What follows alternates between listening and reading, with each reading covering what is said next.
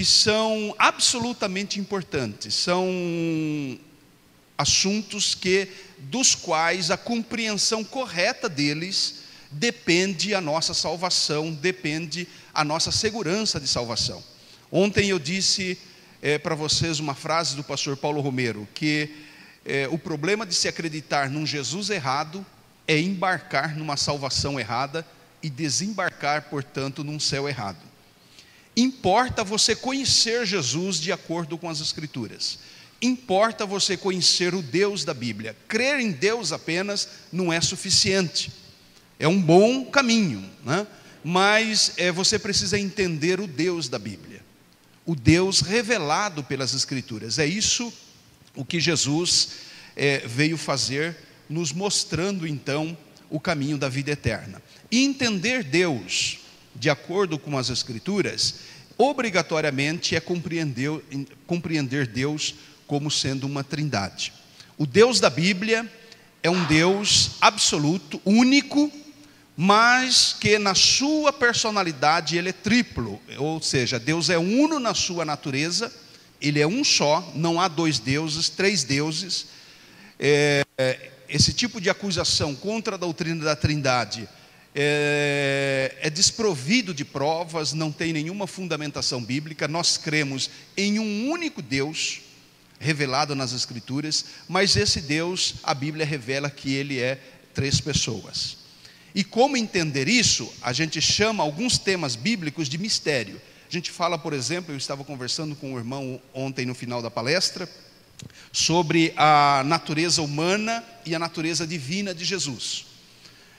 E é um outro mistério da Bíblia. A gente chama de um mistério da encarnação do Verbo.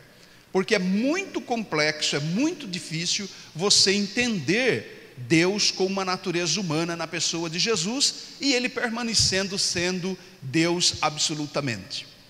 Como entender isso? Então basicamente nós arranhamos o assunto, nós tocamos a superfície do assunto, e isso é muito comum. Não procure entender plenamente ou de forma absoluta os ensinos a respeito da natureza de Deus, porque Deus está muito além da nossa compreensão. Tá? Então, para algumas definições mais objetivas, né, eu trouxe duas apenas. Há muita coisa escrita sobre a doutrina da trindade, mas eu peguei uma citação do dicionário Aurélio, que é um mais importante dicionário do vernáculo da língua portuguesa, que define a doutrina da trindade desse jeito: referência à doutrina bíblica de que Deus é um e que existe eternamente em três pessoas. É isso que a Bíblia revela. Veja que o próprio dicionário, não sendo um dicionário religioso, um dicionário cristão, ele faz uma definição correta da natureza trina de Deus. É a referência à doutrina bíblica de que Deus é um e que existe eternamente em três pessoas. E é isso que nós veremos na exposição de hoje. Já o dicionário, importante dicionário de teologia Vida Nova, refere-se à doutrina da trindade assim: na doutrina da trindade, a respeito da doutrina da trindade, né? Que na doutrina cristã é o dogma da união de três pessoas distintas: o Pai, o Filho e o Espírito Santo, e um só Deus, que se refere ao mistério da Santíssima Trindade. Então, você tem que guardar basicamente essa expressão. O que é a doutrina da trindade? Quando te perguntarem o que é a trindade, você deve responder nesses termos: é o dogma ou a doutrina bíblica da união das três pessoas em um único Deus. Não são três deuses. O Pai não é o Filho não é o Espírito Santo não é o Pai. São pessoas distintas na sua natureza, no seu ministério, nas suas ações, mas não são três deuses. E como entender isso? Que Deus ao mesmo tempo é um, ao mesmo tempo é três, é o grande mistério que nós nos debateremos. E sobre isso nós enfrentamos, ao longo da história da igreja, um pouquinho da história da igreja para os irmãos, a doutrina da trindade, ou o entendimento de que Deus, o Deus da Bíblia, é um Deus trino, ficou resolvido no segundo século. No segundo século da história do cristianismo, esse ensino que foi se revelando gradualmente, a gente pode dizer que o Antigo Testamento, ele não é muito claro sobre essa doutrina, embora deixou rastros de que Deus é trino, já no Antigo Testamento, e nós veremos algumas razões para isso, mas é no Novo Testamento que a doutrina da Trindade passa a ser melhor compreendida, passa a ser melhor esclarecida. Esse assunto foi tema de discussão daquilo que nós chamamos da patrística, ou os pais da igreja, até o segundo, terceiro século da história da igreja. Quem define ou quem cunha esse nome Trindade é um grande teólogo da história da igreja chamado Tertuliano de Cartago, um norte-africano. Veja que a África, que hoje a gente olha assim até com um certo desdém, mas a África forneceu importantes teólogos para a história da igreja. Orígenes é um outro africano que muito contribuiu com o desenvolvimento tanto da doutrina da Trindade quanto de outros temas da teologia cristã. Mas o nome Trindade foi criado ou foi pensado primariamente por Tertuliano no segundo século. Ele era um bispo do norte da África e que no seu debate contra o sabelianismo, no seu debate contra o unicismo, então ele pensou nesse nome, que é um nome que define a doutrina da Trindade, né? Mas alguns modelos que a gente pode, quando a gente então está falando desse assunto, que é um assunto complexo, para a maioria dos irmãos que não tem a teologia como profissão, né? Não são teólogos profissionais, nós podemos, a teologia ao longo do tempo, ficou pensando alguns modelos que lançam luz sobre esse assunto de uma natureza trina de Deus. E eu trouxe algumas coisas para os irmãos. Por exemplo, é dito da água a respeito de um modelo trinitário, de um modelo de que uma coisa tem três componentes, né? Você vê aí, por exemplo, a água, ela é formada por 2 átomos de hidrogênio e 1 átomo de oxigênio. É o que nós chamamos de H2O. E a água não são 3 águas, é uma única água. Então, quando você se depara com esse líquido, com essa substância, o que você vê? Você vê uma coisa única, uma coisa homogênea, né? Mas é formado de 3 partes distintas, sendo 2 átomos de hidrogênio e 1 átomo de oxigênio.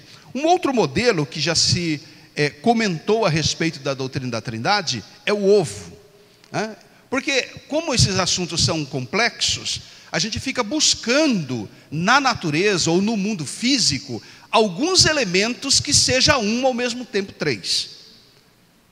E pensando isso, o ovo é uma ideia. Não estou dizendo que o ovo ou a água, e nenhum dos exemplos que eu estou trazendo para os irmãos aqui, eles são absolutamente rigorosos em definir a natureza de Deus. Mas é para jogar luz sobre o assunto. Então você vê, o que é o ovo? Composto de 3 partes também. E não são 3 ovos, é apenas um ovo. A casca, a clara e a gema. Essas 3 coisas juntas são 3 ovos? Não, apenas um ovo, mas são formados em 3 partes. Ideia de que nós estamos falando a respeito do conceito da doutrina da Trindade. Um outro modelo que teólogos já comentaram, que escritores bíblicos já se referiram, por exemplo, o trevo de 3 folhas. Não são 3 plantas, mas uma planta com 3 partes. E elas, com isso, é um modelo, é um símbolo do que pode ser a natureza de Deus, apontando, jogando um pouco de luz sobre a natureza de Deus. E há outros temas ainda, outros modelos que podem ser usados como elementos figurativos da natureza de Deus. Eu selecionei no site da igreja que eu pastorei em São Paulo, Igreja Batista Etnos, né? O site, se você quiser anotar, é batistaetnos.org.br. Batista Etnos, etnos com THNOS. Há lá tanto uma tabela bíblica com todas as referências bíblicas a respeito das pessoas da Trindade, como também há um outro documento com muitos outros modelos a respeito da doutrina da Trindade. Olha, Agostinho de Hipona, teólogo do quarto século, um dos mais importantes teólogos da igreja, olha o que ele pensou no fogo, como sendo um modelo da Trindade, ou como um modelo, um elemento que é uma única coisa, mas tem partes distintas e nem por isso são três coisas separadas. E ele disse assim a respeito do fogo: imaginemos o fogo como um pai e o seu brilho como um filho. Vejam, acabamos de achar os coetâneos. O que é coetâneo? Coisas distintas que existem ao mesmo tempo. Uma não depois da outra, ou não antes da outra, mas ao mesmo tempo, mas são coisas distintas. E ele diz: imaginemos o fogo como um pai e o seu brilho como um filho. Vejam, acabamos de achar os coetâneos. Desde o instante que o fogo passa a existir, nesse instante ele gera um brilho. Não existe o fogo antes do brilho, e nem o brilho antes do fogo. Isso é muito simples, é do dia a dia de vocês. Você vê um fogo, a partir do momento que o fogo acende, existe o calor, existe o brilho, e está presente ali ao mesmo tempo uma coisa da outra, embora sejam coisas distintas. Olha aí, o espaço, o universo, tempo, espaço e matéria. E você não tem três universos. O universo é formado desses elementos de tempo, espaço e matéria. Ou seja, é também uma ideia de 3 em 1. E você tem um único universo. O tempo também é uma outra ideia conceitual da doutrina da Trindade. Tempo é formado do presente, formado do passado e formado do futuro. E você não tem 3 tempos, você tem apenas um tempo, mas com 3 partes distintas, mas que juntas formam uma única coisa. O espaço é formado pela largura, profundidade e altura. Um outro exemplo de 3 em 1. Matéria é formada de prótons, nêutrons e elétrons. A música é formada de harmonia, melodia e ritmo. E você não tem 3 músicas. Uma música só, ela tem obrigatoriamente esses 3 elementos que são distintos entre si, mas não formam 3 coisas separadas. Formam uma única coisa. Vocês viram aqui o irmão cantando. Nessa canção rapidinha que ele fez aqui, enquanto eu resolvi o problema técnico, havia presente esses 3 elementos: harmonia, melodia e ritmo. Mais um exemplo no mundo criado por Deus de uma coisa que é 3 em 1. As cores: amarelo, vermelho e azul. Você sabe que todas as cores do universo, elas são formadas a partir dessas 3 cores básicas: o amarelo, o vermelho e o azul. A mistura gradual e proporcional dessas partes formam a infinidade de cores que nós conhecemos. E você não tem 3 cores, você tem apenas uma cor, mas que essa cor é definida por esses 3 elementos. Então o que eu estou trazendo aqui para os irmãos? Coisa muito simples, uma coisa bem básica, introdutória da doutrina da Trindade, mas já está jogando luz para você entender que a natureza de Deus, que é trina, revelada nas Escrituras, há sim algumas ideias, alguns modelos na natureza, criado pelo próprio Deus, que é um reflexo da sua natureza. Como é que nós chamamos isso? Nós chamamos isso de os rastros da Trindade na criação. Então, no mundo criado por Deus, o mundo não é Deus, né? O mundo é criado a partir de Deus, o mundo é uma coisa distinta de Deus, mas no mundo criado por Deus, todas essas coisas que nós estamos falando aqui, são obras das mãos do Senhor. É como se Ele deixasse ali uma impressão digital dele no mundo criado com esses elementos que ao mesmo tempo é um, ao mesmo tempo é 3. Estado sólido, líquido e gasoso. Você tem também essas 3 formas, essas 3 partes de uma única coisa, que é o estado dos objetos, o estado que pode se transformar alguns objetos. Também um outro modelo de 3 em 1.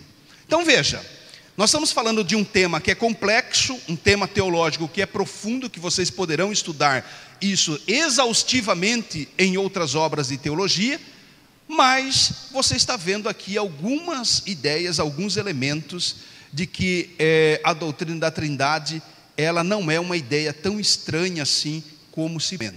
Com esses exemplos, nós estamos tentando com isso jogar um pouco mais de luz sobre o assunto. Mas quando você está no diálogo com as pessoas, ou principalmente com os adeptos de seitas de outras religiões, você naturalmente vai enfrentar algumas objeções em relação à doutrina da Trindade. Do meio para o fim da palestra, nós vamos para alguns versículos bíblicos. E um dos primeiros argumentos que nós ouvimos a respeito da doutrina da Trindade é este: que a doutrina da Trindade, a palavra Trindade não aparece na Bíblia. Quantos aqui já conversaram com um adepto de seita e que eles fizeram esse questionamento? Olha, a palavra Trindade não está na Bíblia.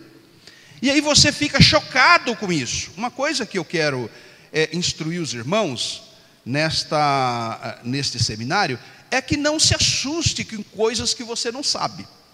Quando você está lidando com a teologia, está lidando com a palavra de Deus, há muita coisa que você pode enfrentar, um tipo de argumento, um tipo de refutação, que pode te chocar naquela hora, pode te pegar de surpresa, mas não significa que você está ensinando algo errado.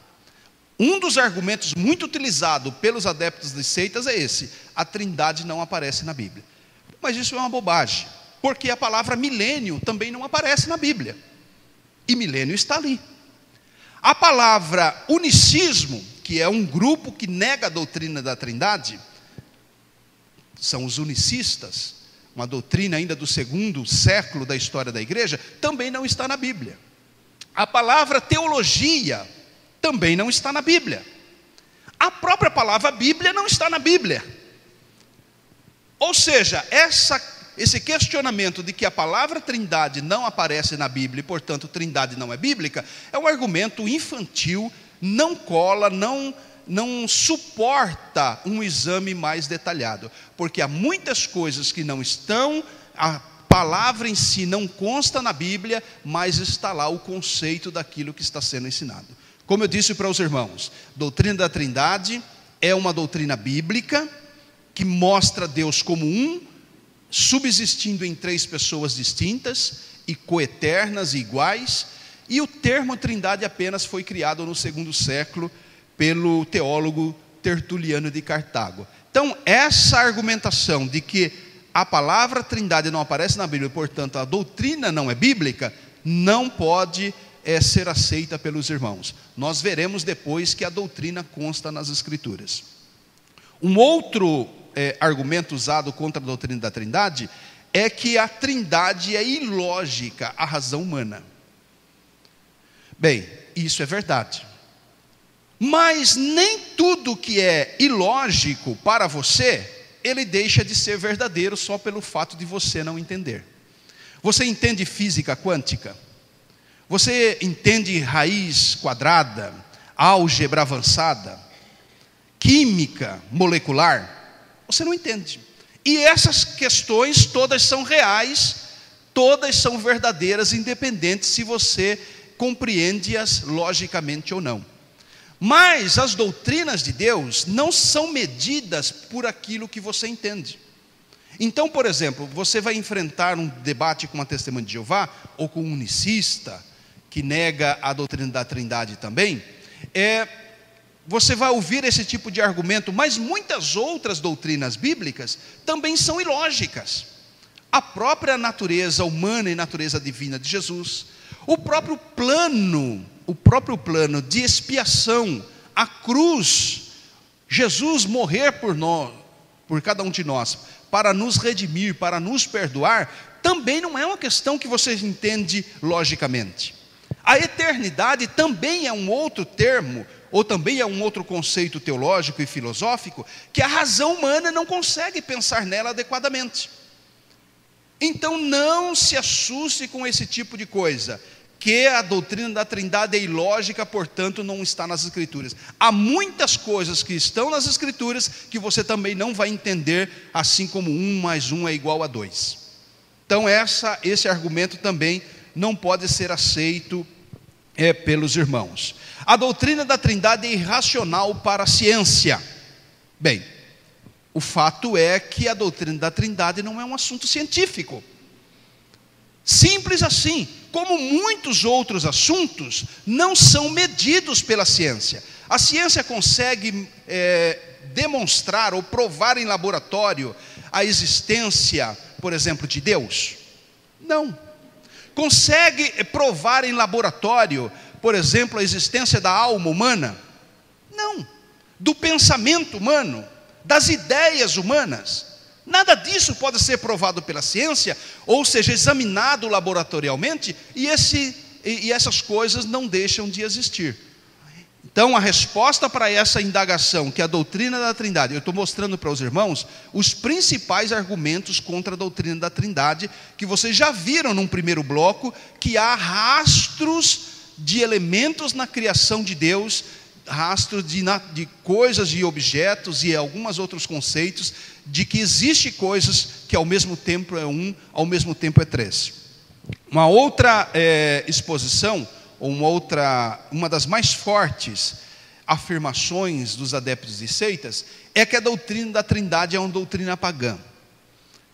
E essa doutrina, e esse tipo de argumento, pega muitos irmãos de surpresa.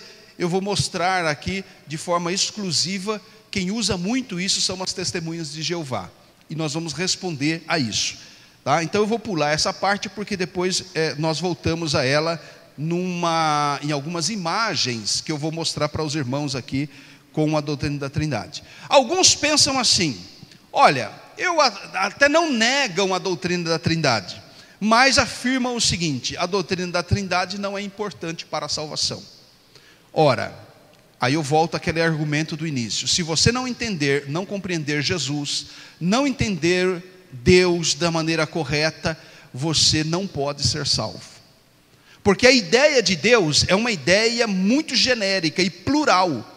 Dependendo do mundo ou da cultura que você está, se você estiver na Índia, a ideia sobre Deus é uma coisa totalmente distinta do que no cristianismo. A ideia de Deus no budismo, a ideia de Deus nas religiões africanas, nas religiões indígenas. Vocês estão aqui próximos de algumas tribos indígenas e vocês têm a oportunidade de conversar com um irmão indígena. O que é Deus dentro de uma cultura indígena? Então, simplesmente crer numa ideia de Deus não é suficiente. Não é suficiente. A palavra de Deus nos registra o seguinte, João capítulo 17, versículo 3. E a salvação depende disto, de conhecer a Deus como o único Deus verdadeiro e a Jesus Cristo a quem enviaste.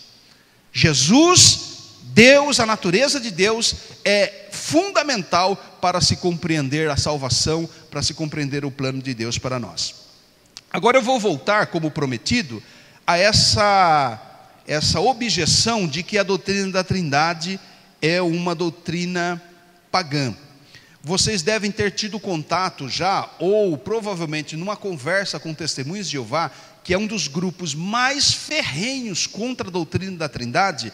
Eles têm uma brochura chamada Deve-se Crer na Trindade, que é um problemão na mão de muitos irmãos.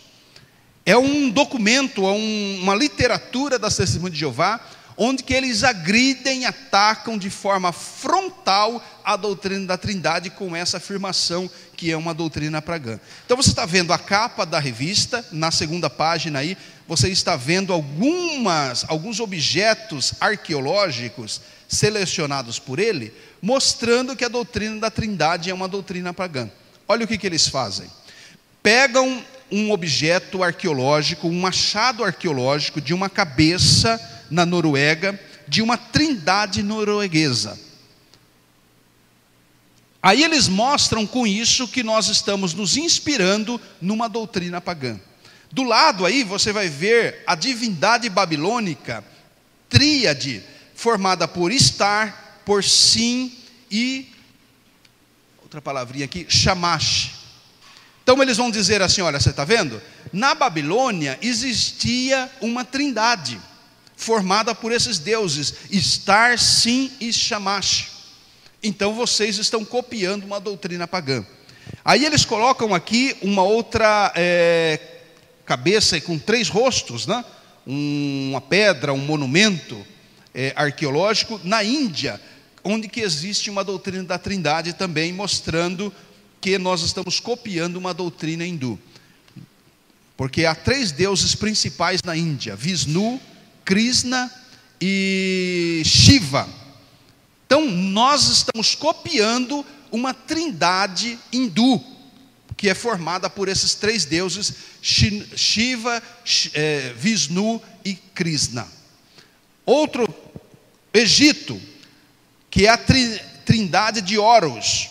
Osíris é formado por Horus, Osíris e Ísis. Então, como é que nós... Eu não mostrei todos, veja que é uma página maior sobre esse assunto, mas esta afirmação aqui atrás, de que a trindade é uma doutrina pagã, também não pode ser aceita pelos irmãos. Por que não pode ser aceita? Que nenhuma dessas divindades que eles estão mostrando aqui com achados arqueológicos, eram trindades nessas culturas. Nenhuma delas. Dentro do hinduísmo, por exemplo, Krishna, Vishnu e Shiva não formam um único Deus. Dentro da teologia hindu, são três deuses separados, inclusive rivais entre eles, que se opõem entre eles. Também na Babilônia, também no Egito, também na Noruega e tantos outros lugares onde que são encontradas ideias assim tripla, né, de uma divindade, nenhuma dessas culturas afirma o conceito trinitário, que é esse conceito de que Deus é um, ao mesmo tempo é três pessoas distintas. Então, os irmãos não se deixem iludir, não se deixem enganar por esse tipo de afirmação. Quando uma testemunha de Jeová mostrar para vocês essa brochura e mostrar para vocês essas imagens, é chocante a um primeiro momento, porque você vai pensar assim, puxa vida, não é que eu estou acreditando numa doutrina pagã? Mas, meus irmãos, nenhuma dessas culturas, nenhuma dessas religiões ensina um Deus trino, mas são tríades. A palavra tríade é diferente da palavra trindade. Tríade é um conceito de três deuses separados, e nós não acreditamos em três deuses separados. Nós acreditamos em um único Deus verdadeiro, um único ser divino, e não três deuses. Então, estou mostrando para os irmãos de forma superficial os principais argumentos que são usados entre os adeptos de seitas, entre pessoas que querem confrontar esta doutrina bíblica, e você então precisa ter essa linha de pensamento, essa linha de raciocínio para refutar, para rejeitar esse tipo de acusação.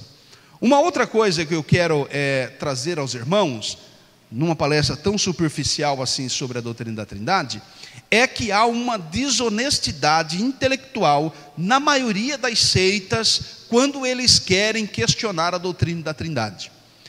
Então, para refutar a doutrina da Trindade, é como se fosse uma luta de vale tudo. Mas não o vale tudo de hoje, o UFC de hoje, que tem regras para os lutadores, mas aquele vale tudo do passado, clandestino, em que vale dedo no olho, vale chute nas partes baixas, vale quebrar um braço, vale matar o oponente dentro do ringue. No meio das testemunhas de Jeová é alguma coisa assim.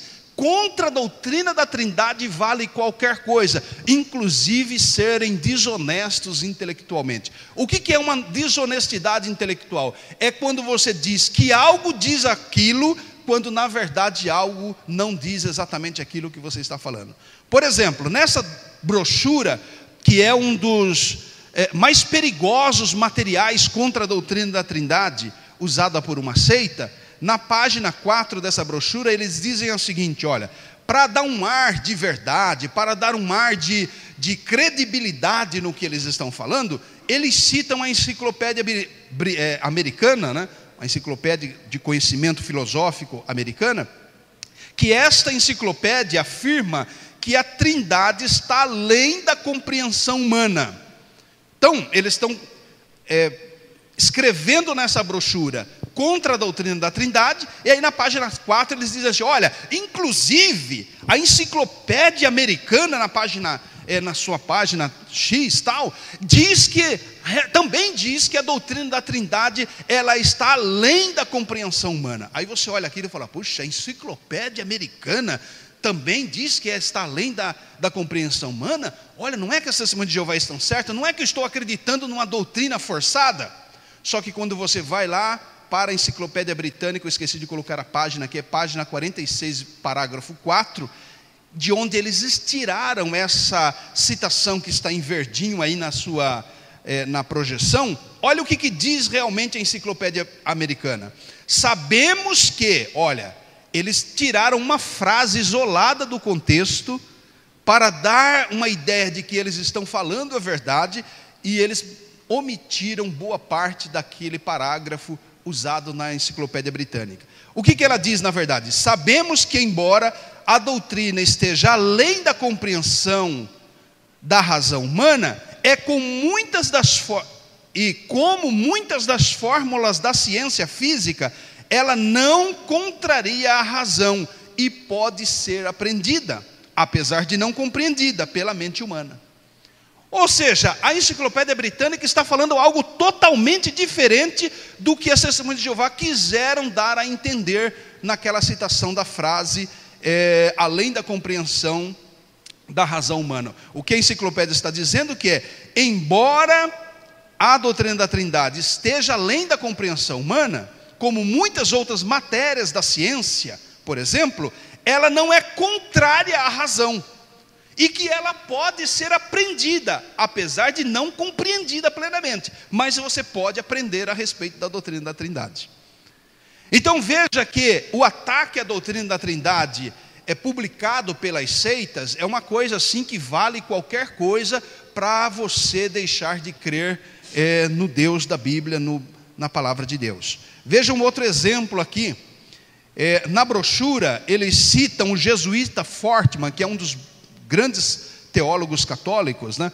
Declara o seguinte: os escritores do Novo Testamento, pontinho, pontinho, pontinho, não nos deram nenhuma doutrina formal ou formulada da Trindade, nenhum ensino explícito de que em um só Deus há três pessoas coiguais.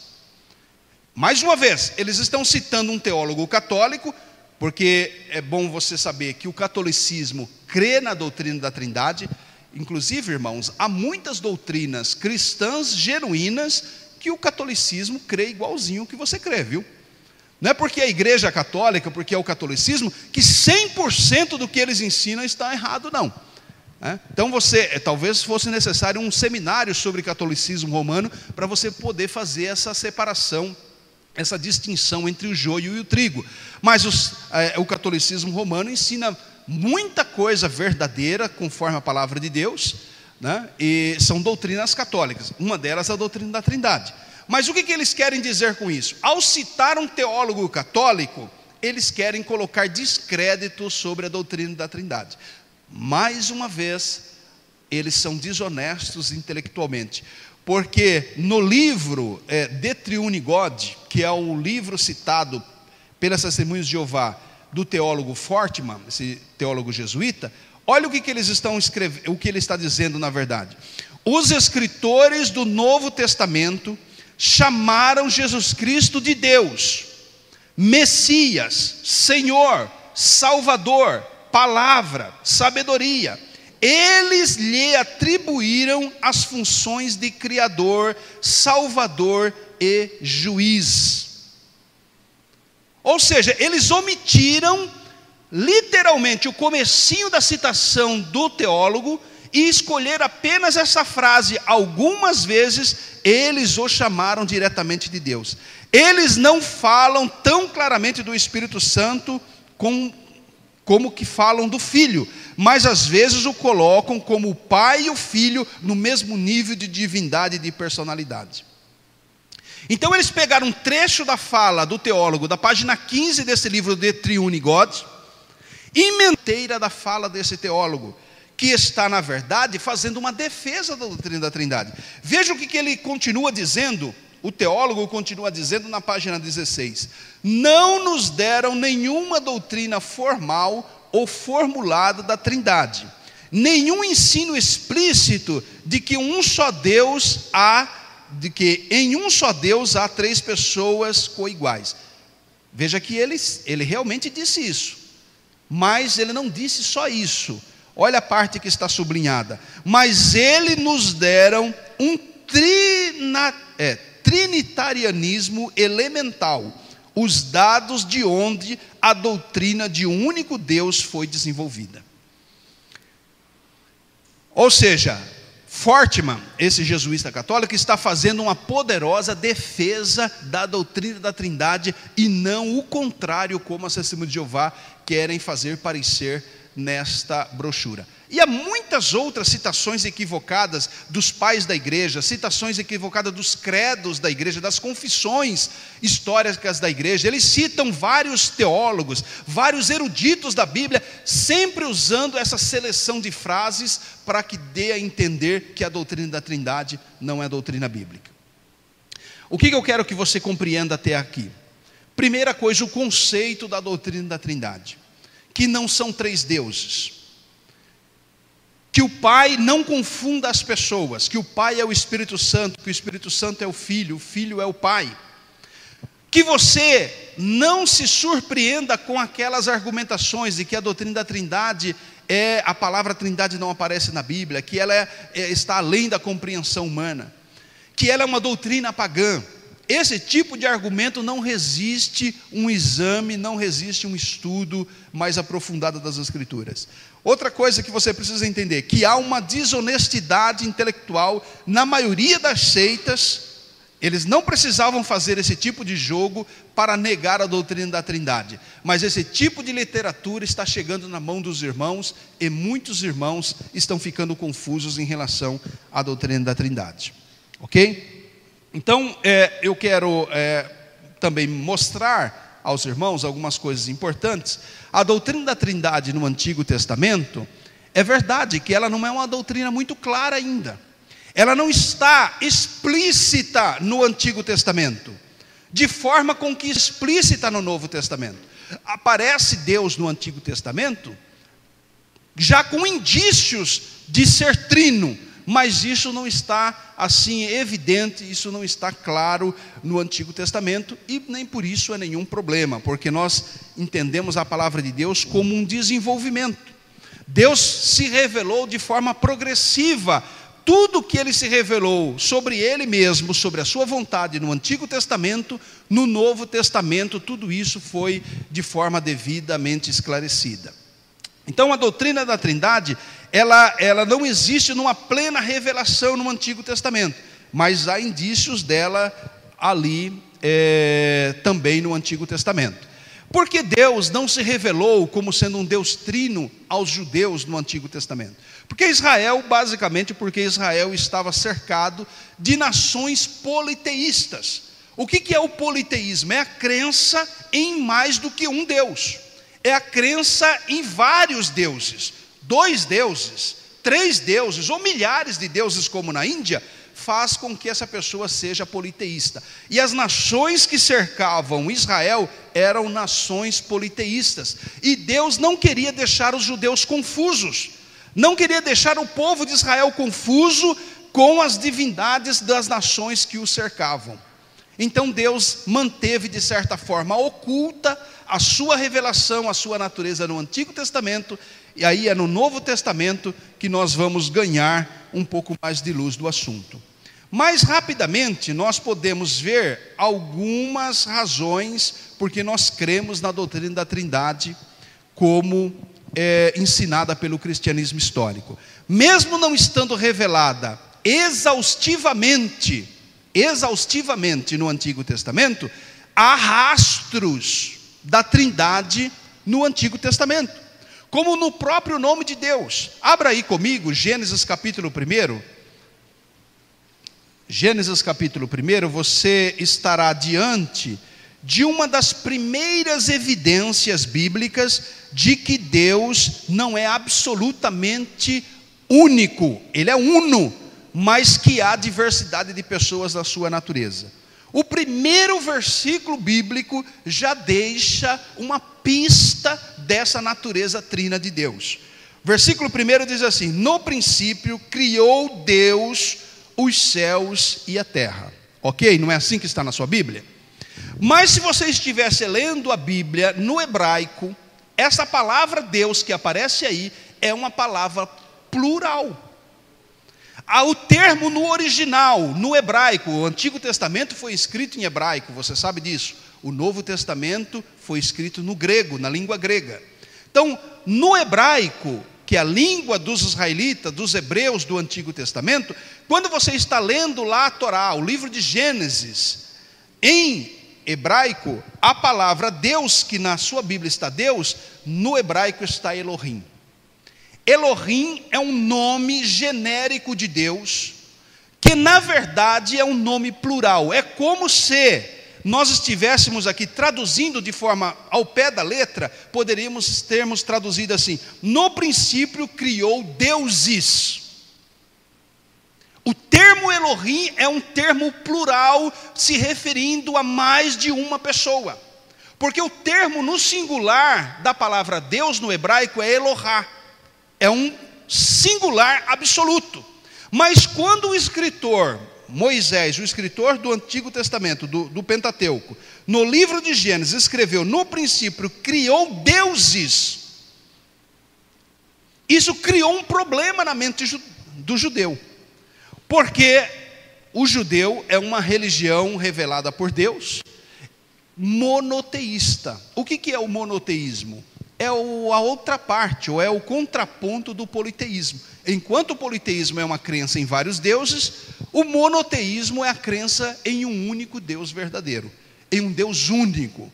Então, mas nessa expressão, no princípio criou Deus os céus e a terra, nós vemos já um indício de que Deus é um Deus trino.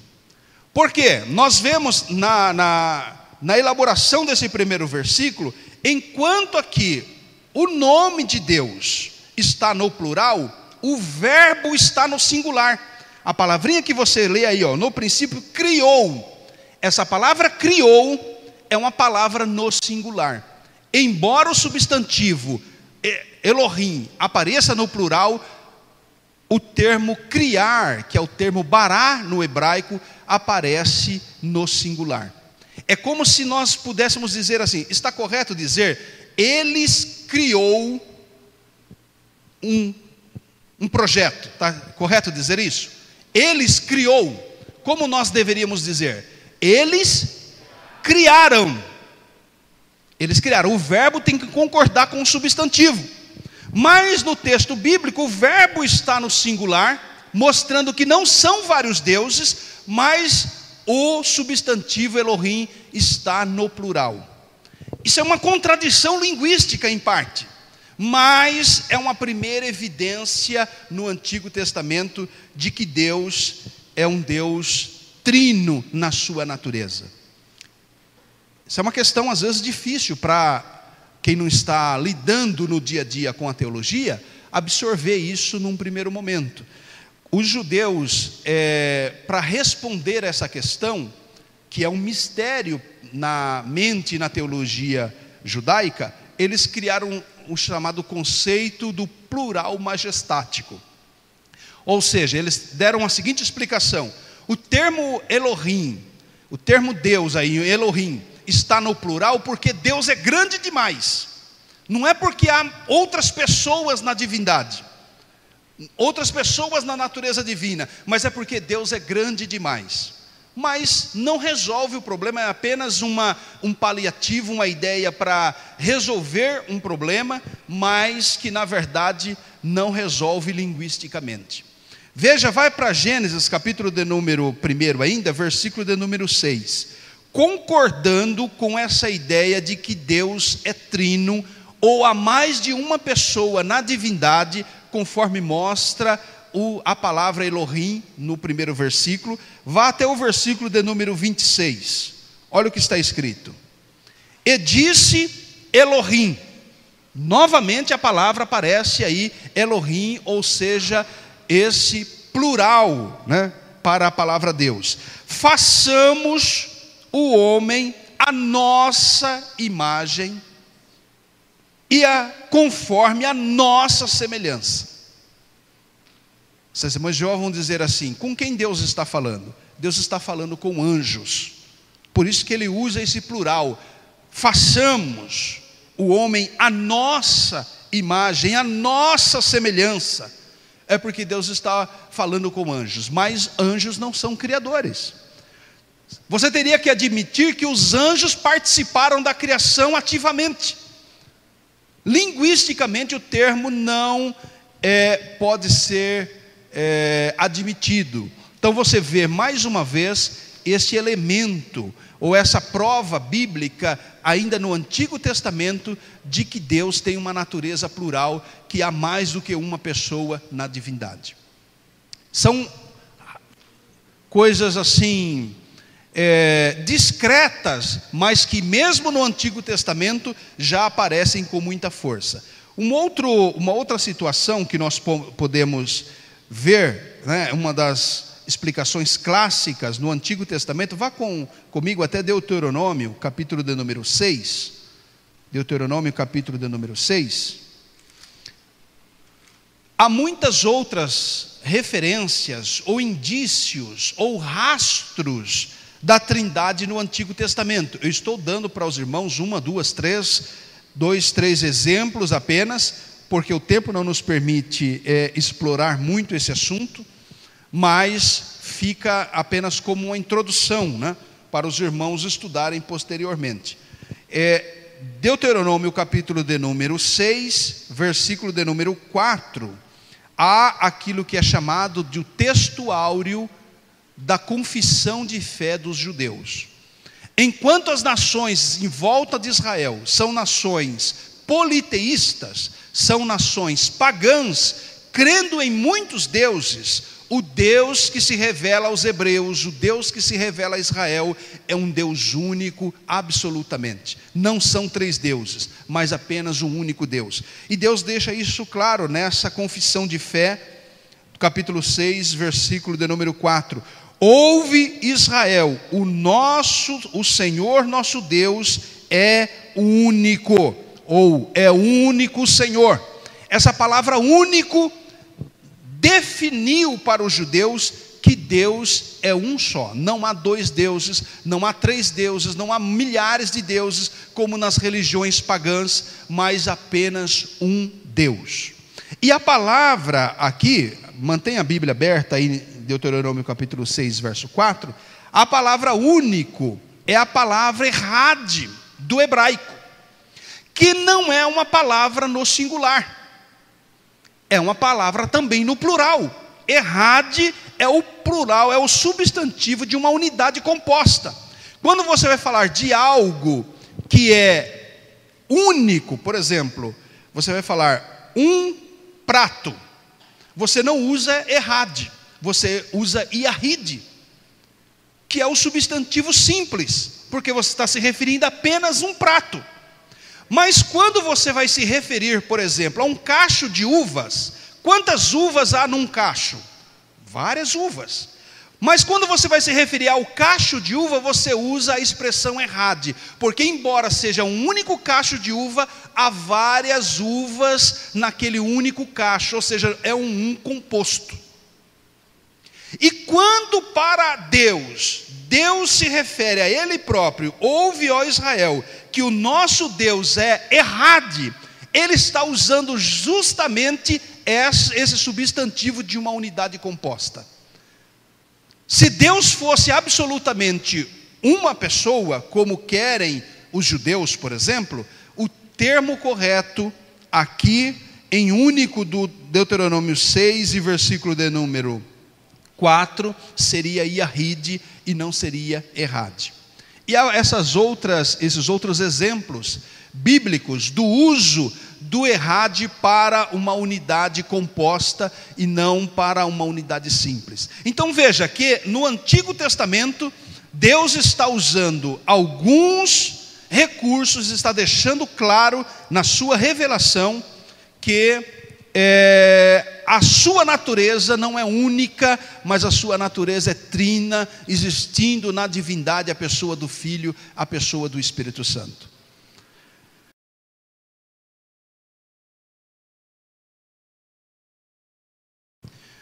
Você está vendo aqui nessa transparência mais exemplos de versículos bíblicos se referindo a essa diferença do errade como substantivo de uma unidade composta e arride. A esses outros versículos nós não precisamos ler neste momento, ok?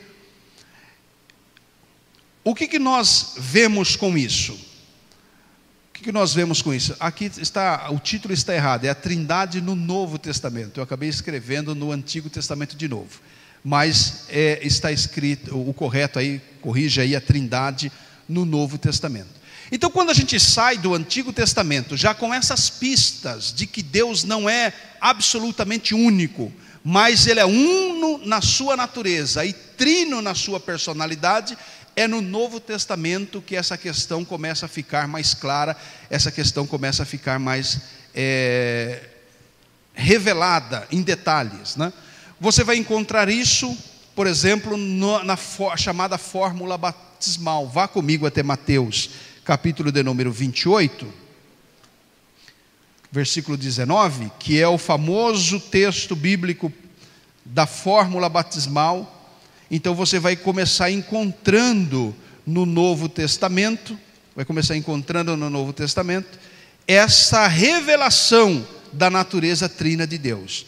Por esse momento, pelo momento do batismo ou da conversão de uma pessoa, onde que essa pessoa é inserida no corpo de Cristo, então aparece já então essa revelação de que Deus é trino, né?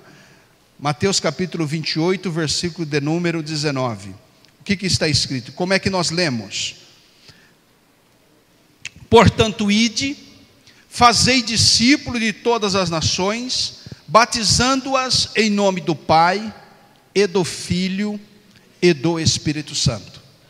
Aí o Novo Testamento agora vai trabalhar não com esse Deus absoluto, que apareceu para os pais, que apareceu para Israel como Yahvé, como único, e você não conseguia enxergar mais pessoas na divindade. Agora no Novo Testamento isso começa ficando mais claro. Neste momento do ato do batismo, Jesus nos instrui a batizar, a fazer discípulos em nome do Pai, e do Filho, e do Espírito Santo.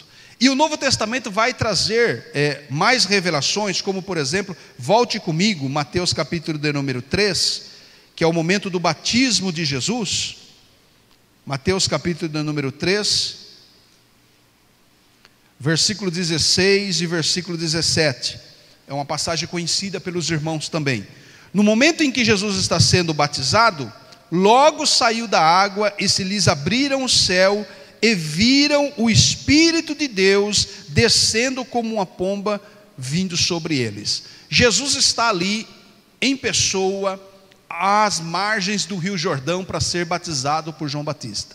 No momento que ele está ali sendo batizado, o Espírito Santo desce sobre Jesus nessa forma aparente de uma pomba descendo sobre Jesus. E o versículo de número 17 diz assim: e eis que uma voz dos céus dizia: este é o meu filho amado, em quem me comprazo. 3 pessoas ou 3 personalidades de Deus aparecem mais uma vez no Novo Testamento, deixando isso cada vez mais claro. Vá comigo até João, capítulo 14, o Evangelho de João, capítulo de número 14, versículo 16, sobre o envio do Consolador. Agora no Novo Testamento, Jesus está falando do Pai, está falando do Espírito Santo como sendo uma outra pessoa divina. Capítulo 14, versículo de número 16. Se me amardes, guardai os meus mandamentos, e eu rogarei ao Pai. Então ele está falando daqui de uma pessoa, da divindade. Ele está, nesse momento, Jesus é o interlocutor, Jesus é o personagem principal que está falando. Mas ele está se referindo a uma outra pessoa. E eu rogarei ao Pai, e Ele vos dará outro Consolador, para que fique convosco para sempre. Então, Jesus falando do Pai, falando do Espírito Santo como sendo uma outra personalidade da divindade, uma outra pessoa divina. E isso vai se repetindo ao longo do Novo Testamento, nessas outras referências, que nós não precisamos ler, sobre a distribuição dos dons. Fala-se os dons sendo dados pelo Pai, os dons sendo uma outorga do Filho, e sendo também uma outorga do Espírito Santo. Na bênção apostólica, quando Paulo encerra algumas epístolas, ele fala a respeito do Pai, fala a respeito do Filho, fala a respeito do Espírito Santo. Então é no Novo Testamento que nós vamos encontrar então essa diversidade de pessoas divinas, né? E depois, meus irmãos, em todas as Escrituras, o que nós vamos encontrar? Nós vamos encontrar estas personalidades. Eu trouxe aqui rapidamente para os irmãos. Isso estará na transparência que vocês receberão via e-mail. Mas o que a Bíblia mostra na verdade? Mostra claramente essas três pessoas divinas: a pessoa de Deus, o Pai, a pessoa de Deus, o Filho, ou Jesus Cristo, e a pessoa do Espírito Santo. E cada um deles aparece nas Escrituras com os mesmos atributos. Nós não vamos ler essas referências todas, mas a Bíblia apresenta o Pai como onipresente, apresenta o Filho como onipresente e apresenta o Espírito Santo como onipresente. Pode olhar aí que há uma referência bíblica. Sempre que nós estamos ensinando alguma coisa, nós precisamos dar uma referência bíblica, fundamentar isso com as Escrituras. E aí você precisa ir para aquele texto bíblico e perceber que aquele texto bíblico está dizendo exatamente aquilo que você está ensinando. Mas nessa tabela simples, você está vendo aí o endereço da igreja? Eu disponibilizei nesse site da igreja, você pode fazer um download de uma apostila exaustiva com todos os versículos da Bíblia. Aqui está um resumo do resumo. 5% do que está lá nessa apostila que você pode baixar do site da igreja. Mas o que eu quero mostrar para os irmãos com isso? Que as Escrituras mostram os atributos que só a Deus pertence e aplica esses atributos a cada uma das três pessoas: a onipresença, a onipotência, a onisciência, o Pai como Criador, o Filho como Criador, o Espírito Santo como Criador, o Pai eterno, o Filho eterno, o Espírito Santo eterno, o Pai santo, o Filho santo, o Espírito Santo santo, o Pai santificador, o Filho santificador e assim por diante. Ou seja, atributos que são aplicados a Deus o Pai e são exclusivos de Deus, são aplicados ao Filho e são aplicados à pessoa do Espírito Santo. E nós não podemos entender três deuses. Por isso que nós somos forçados, biblicamente, a chegar ao conceito doutrinário da doutrina da Trindade. Porque é o único conceito bíblico que mostra e está de acordo com as Escrituras de que Deus é um, ao mesmo tempo que a sua natureza é trina na sua personalidade. E há alguns outros atributos que eu trago aqui para os irmãos. Veja bem, a imutabilidade, né? A imutabilidade, a bondade, poder para ressuscitar, poder para enviar. A palavra de Deus mostra cada uma dessas pessoas agindo de acordo com esses atributos. Então, quando nós chegamos a essa revelação superficial do Antigo Testamento, de que Deus há um mistério na natureza divina, de que Ele não é único absolutamente, mas que é composto. A natureza de Deus é composta em três pessoas. Nós vamos ver no Novo Testamento essas três pessoas reveladas, essas três pessoas sendo apresentadas. Jesus Cristo como Deus, e nós não precisamos de muitas provas para isso. Nós podemos citar pelo menos João capítulo 1. No princípio era o Verbo estava com Deus, e o Verbo era Deus. E aí as testemunhas de Jeová, em cima desse versículo, elas alteraram esse versículo na nova tradução das testemunhas de Jeová. João capítulo 1 e verso 1, que diz que no princípio era o Verbo estava com Deus e o Verbo era Deus, eles colocaram entre aspas, e o Verbo era um Deus. Ou seja, distinguindo Jesus do Pai. Mas ao fazer isso, eles estão criando uma segunda divindade. Porque aí você pergunta para a Testemunha de Jeová: o Pai é Deus? É. E o Filho é Deus? Eles vão dizer: é. O Pai é o mesmo Deus que Jesus? Eles vão falar: não, Jesus é um Deus poderoso, o Pai é um Deus todo-poderoso. Então você crê em dois deuses. Então nós não temos como fugir dessa revelação da Bíblia. Se Jesus é apresentado como Deus, e a Bíblia, há muitas referências na Bíblia a Jesus perdoando pecados, e esses atributos que pertencem a Jesus, atributos exclusivos da divindade, atributos exclusivos da divindade sendo aplicados ao Espírito Santo, você não pode chegar à conclusão que são três deuses. Nós somos forçados pelas Escrituras a esta conclusão de que cada uma dessas pessoas não formam três deuses, mas apenas um único Deus verdadeiro, o Deus apresentado na Bíblia, que é único na sua natureza, mas trino na sua personalidade. São todas referências bíblicas que você pode usar e pesquisar posteriormente. Mas eu quero trazer para os irmãos uma prova assim extraordinária da doutrina da Trindade ainda no Antigo Testamento. Vá comigo até o livro do profeta Isaías, capítulo de número 6. Você vai ver uma revelação bíblica dessas três pessoas extraordinárias, essas três pessoas divinas.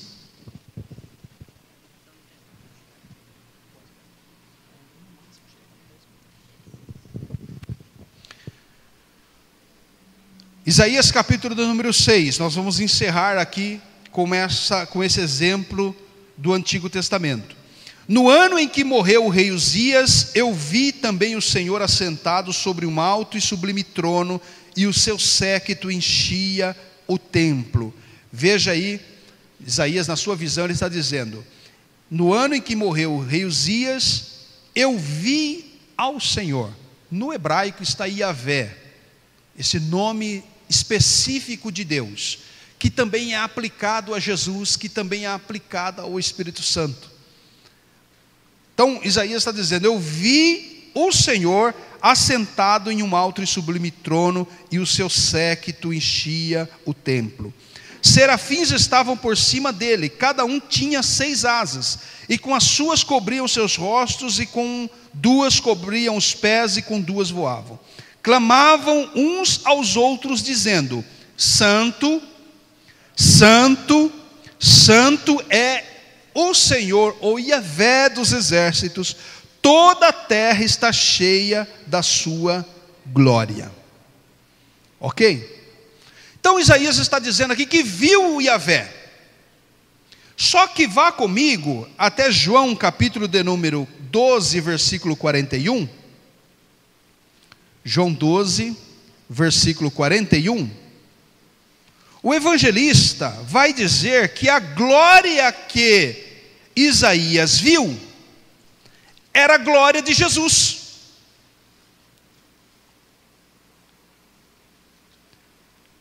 Versículo 2. Isaías disse isso quando viu a sua glória.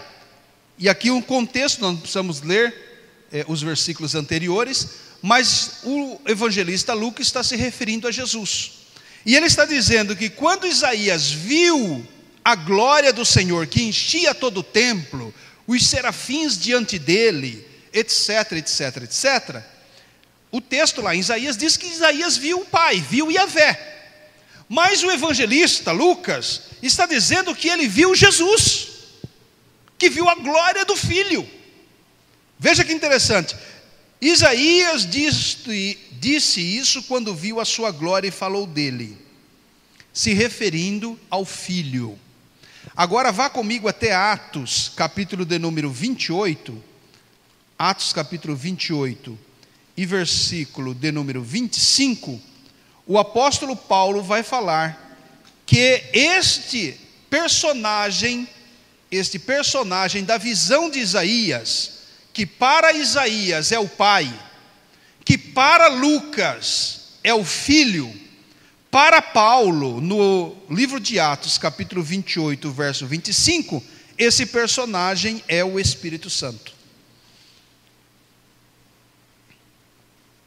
Capítulo 28, versículo de número 25. E como ficaram entre si discordes, despediram-se dizendo Paulo estas palavras: bem falou o Espírito Santo a nossos pais pelo profeta Isaías. Quem está nessa visão com a glória é o Pai, é o Filho ou é o Espírito Santo? Então você vê as três referências apontando três pessoas distintas. O que é isso? Se nós não cremos em três deuses, é porque as três pessoas é apenas um único Deus verdadeiro, composto dessas três pessoas. Então você vê uma revelação do Antigo Testamento. Nós poderíamos aqui estar lendo centenas de versículos sobre a divindade de Jesus, centenas de versículos sobre a divindade do Espírito Santo. Apenas uma para os irmãos da divindade do Espírito Santo. Está lá em Atos, capítulo de número 5. Quando o apóstolo Pedro, está fazendo aquela campanha para socorrer os irmãos da igreja de Jerusalém, diz que Ananias e Safira tentou ludibriar os apóstolos, tentou enganar os apóstolos, não é isso? A história ali de Atos capítulo 5, o que Pedro diz ali para Ananias e Safira? Olha, Ananias, porque você permitiu que Satanás enchesse o seu coração com esse engano? Você não mentiu a homens, você mentiu a Deus. E ali Pedro está chamando o Espírito Santo de Deus. Então, há muitas outras referências apontando o Espírito Santo como Deus. Há muitas outras referências apontando Jesus como Deus, o Pai como Deus. E não são três deuses, apenas um único Deus verdadeiro. Essas três pessoas, nessa revelação aqui de Isaías capítulo 6, fica bastante claro que o Deus que Isaías viu foi a Trindade, na pessoa do Pai, na pessoa do Filho e na pessoa do Espírito Santo. Amém?